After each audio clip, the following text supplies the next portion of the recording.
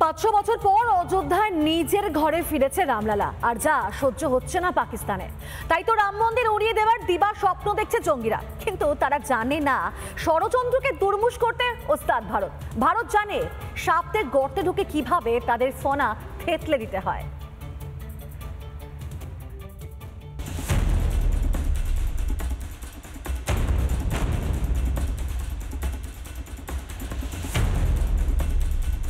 অযোধ্যায় হামলার দিবা স্বপ্ন জঙ্গিদের। পাক ষড়যন্ত্রে জল ঢেলে জঙ্গি আব্দুর রহমানকে ধরল পুলিশ। ছাপোষা ভেজা বেড়ালের মতো দেখতে আব্দুল রহমানকে দেখে বোঝার উপায় নেই আসলে সে জঙ্গিদের পাঠানো দূত। ভালো করে দেখুন, এই সেই জঙ্গি যে রাম মন্দির ওড়ানোর স্বপ্ন দেখেছিল।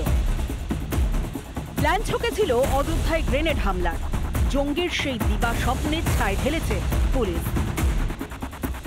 গুজরাট এটিএস গোপন সূত্রে পাওয়া তথ্য হরিয়ানা পুলিশকে জানায় জঙ্গি যে ফরিদাবাদের পালি গ্রামে লুকিয়ে রয়েছে সেই তথ্য জানানো হয়। পাশাপাশি রাম মন্দির যে লক্ষ্য সেই ইনফরমেশনও শেয়ার করা হয় পুলিশকে। তারপরেই শুরু হয় যৌথ বাহিনীর অভিযান। ধৃত জঙ্গির কাছ থেকে মিলেছে দুটি গ্রেনেডও। জঙ্গি রহমান গ্রেনেড নিয়ে হামলার ছক করেছিল রাম মন্দিরে। ফরিদাবাদ স্পেশাল টাস্ক ফোর্স ও গুজরাট অ্যান্টি টেররিজম স্কোয়াডের যৌথ উদ্যোগে নাশকতার সেই ছক বানচাল। ধৃত জঙ্গিকে 10 দিনের পুলিশ হেফাজতের নির্দেশ দিয়েছে আদালত।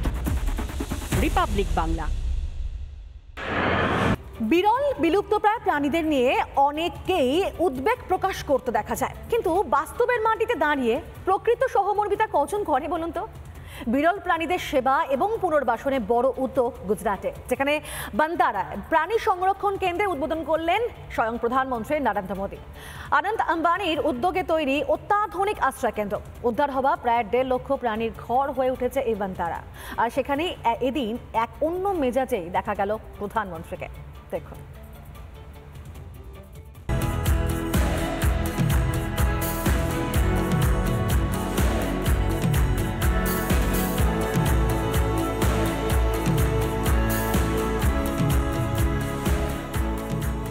কাছের এক প্রান্তে প্রধানমন্ত্রী নরেন্দ্র মোদী, ওপারে কেশর ফুলিয়ে দাঁড়িয়ে বিশাল আকার পশুরাজ। সে এক বিরল দৃশ্য, যার সাক্ষী থাকলেন প্রধানমন্ত্রী নরেন্দ্র মোদী। মঙ্গলবার গুজরাতের বনতারায় বন্যপ্রাণী উদ্ধার ও পুনর্বাসন সংরক্ষণ কেন্দ্রের উদ্বোধন করলেন প্রধানমন্ত্রী। সেখানেই একদম কাছ থেকে দেখলেন দেশ বিদেশ থেকে আনা বন্যপ্রাণীদের। কখনো প্রধানমন্ত্রীকে দেখা গেল সিংহ শাবককে নিজের হাতে দুধ পান করাতে, কখনো বা খেললেন গন্ডারের সঙ্গে, হাতে করে খাইয়ে দিলেন গাজর। কখনো আবার কাচের ঘেরাটোপের বাইরে থেকে মোদি হাত মেলালেন বাঘের সঙ্গে। বিরল কাপি, ক্যারাকল, জেব্রা, জিরাফ, কুমির, সাপ, হাতি, কচ্ছপ, ওরাংওটাং কি নেই বলুন তো? তাদের সকলের সঙ্গে মোদি বেশ খানিকটা সময় কাটান। বনতারা আসলে শিল্পপতি মুকেশ আম্বানি পুত্র অনন্ত আম্বানির মস্তিষ্ক প্রসূত। 2000-এরও বেশি প্রজাতির প্রাণীর আশ্রয়স্থল এই বনতারা। 1.5 লক্ষেরও বেশি প্রাণী রয়েছে বনতারায়। বিভিন্ন জায়গা থেকে উদ্ধার এবং বিপন্ন প্রাণীদের আশ্রয়স্থল এই বনতারা। শুধু তাই নয়, তাদের চিকিৎসার জন্য রয়েছে আলাদা হাসপাতাল, যেখানে এমআরআই, সিটি স্ক্যান, আইসিইউর ব্যবস্থা রয়েছে। সেই হাসপাতালও ঘুরে দেখেন প্রধানমন্ত্রী মোদী। বনতারার এই উদ্যোগকে সাধুবাদ জানিয়েছেন প্রধানমন্ত্রী। এমন যত্ন সহকারে বন্যপ্রাণীদের আশ্রয় এবং তাদের এত কাছ থেকে দেখার সুযোগ পেয়ে আপ্লুত প্রধানমন্ত্রী মোদী। রিপাবলিক বাংলা।